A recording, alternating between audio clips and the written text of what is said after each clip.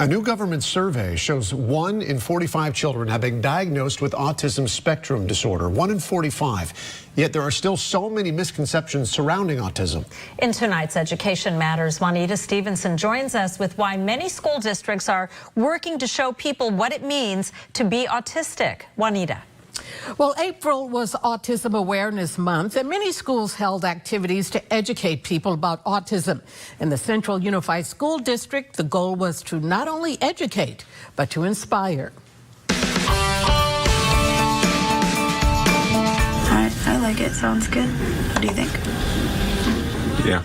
20-year-old Nathan Lumpkin is putting the finishing touches on his speech, a speech he will give at the 6th Annual Autism Awareness Event for the Central Unified School District. I want to share my message by saying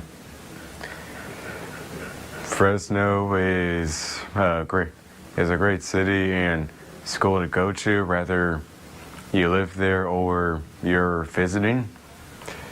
I would 100% guarantee and recommend coming to it. Nate has Asperger's and is a senior in the Wayfinders program at Fresno State, a 2-year independent living program for students with intellectual and developmental disabilities. Our mission is that students are productive citizens of the community, and the goal is that when they leave our program, they are able to live anywhere that they would like to live, just like us, and maintain and have a job like the rest of us. Nate has not let his disability stop him, and that's the message he wanted to share that evening. I am in my last year in Wayfinders and will graduate this May.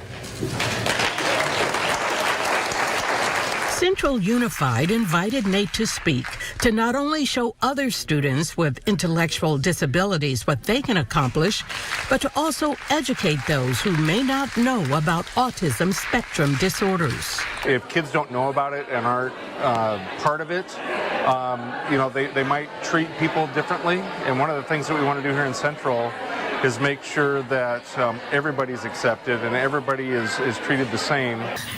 How many of you have heard that before, autism? Educating students about those who have an intellectual disability starts very early in Central Unified. When you have autism, maybe you don't like loud sounds? The teacher in this transitional kindergarten class at Harvest Elementary uses an episode of Sesame Street to help her students understand what it's like to be autistic. Autism? Well, what's autism? Educators say it's important to teach students about autism and Down syndrome so they can better understand a classmate who may have an intellectual disability. Most schools practice inclusion, so at some point your child may be sitting next to a student with ASD. The other thing is autism is very often not recognized. There's behaviors that some people who don't know think that is misbehavior or just being a brat or something like that. And I want these kids at a younger age to understand that that's not always the case. At Houghton Kearney School, 7th grade teacher Terry May demonstrated what an autistic student may experience in class. Many students with ASD are sensitive to loud noise and experience sensory overload. Imagine trying to read with all this going on inside your brain.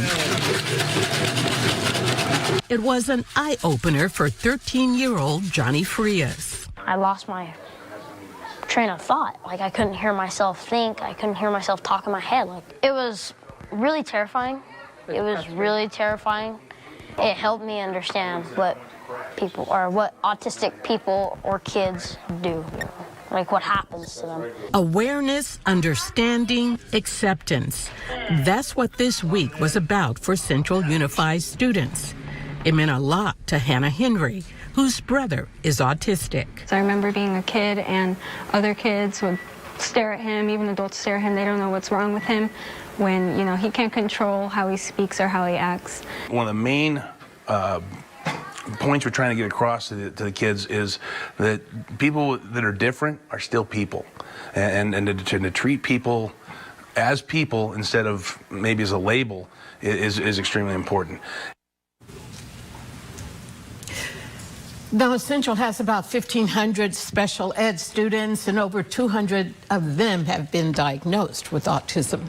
So this is a great lesson, starting at such a young age. Yes, but you know, it's great to do that because they're going to have these kids in their classroom. Absolutely. And the numbers, the frequency of this is shot up so much. Yeah, it used to be 1 in 65. Now it's 1 in 45. 45. Yeah. Yeah. All right, Juanita, thanks so much.